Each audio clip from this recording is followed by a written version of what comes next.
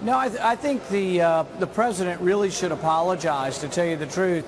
He should take default off the table, and he could do it at any point in time by simply saying he will continue to pay the interest on the debt. We bring in $200 billion a month, and our interest payments about $20 billion. Why would we ever default? We have plenty of money to pay our Social Security recipients. We have plenty of money to pay our soldiers' salaries. In fact, we have legislation that tells the president, you must do this by law. So he's disingenuous, and he is scaring the nation by doing this. He could immediately take it all off the table. You think he's scaring the country? It's Absolutely. a pretty hard charge. Absolutely. There is no reason for us to default. There's no reason for a deadline. We bring in $200 billion a month. There is absolutely no reason to ever default. Now, what would happen is we would have to come to grips with that our budget, or what we spend, only 70% of our tax revenue covers it. It covers plenty for interest payments, plenty for Social Security, plenty for soldiers' salaries, but there's about 30% of government that's unfunded and that we borrow from China. That's what's unsustainable.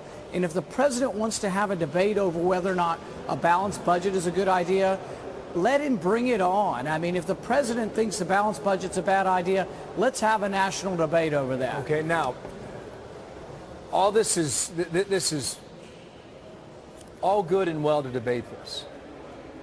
But at some point, you're going to have to find something that can pass. Not just through the Senate, but also through the House, where you have 87 House Republican freshmen. And they have voted in lockstep since they were elected in that midterm back in 2010. And many of them, frankly, aren't budging like you are on the debt ceiling, short of this balanced budget amendment. Now, all this to the side, Republican, Democrat, or President Obama, what do you think can get through this Congress today that will be signed by the White House? Well, I think there are compromises that could be made. For example, we as Republicans have to acknowledge that every dollar spent on the military is not wisely spent or sacred, and there is waste and problems in the military budget, and we've doubled the military budget in the last 10 years.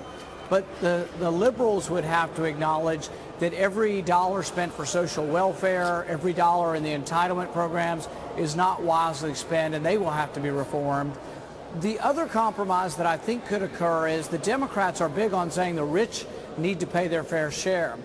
Well, if they're honest, the rich are paying plenty of taxes. We have a progressive tax code. But if they insist that the rich pay more, I'm happy to have the rich pay more for their benefits. I'm happy to have the rich pay the full price of their Medicare, and I'm happy for the rich to get less Social Security money. There are compromises, but the Democrats have demagogued this and made it where they accuse Republicans of wanting to push grandma off a cliff. That doesn't further the debate. That just demagogues the issue. And then the president politicizes this by saying, oh, Republicans will stop sending Social Security checks out. It's actually the opposite. We are directing him by law to pay the Social Security debts and to honor his obligations to senior citizens. Yeah, now, I understand the argument on the military and the entitlements, but the tax issue, again, help clarify that for us and our audience here now. When it comes to raising more revenue or trying to figure out a way, whether it's the right pocket or the left pocket, what would be your idea, Senator?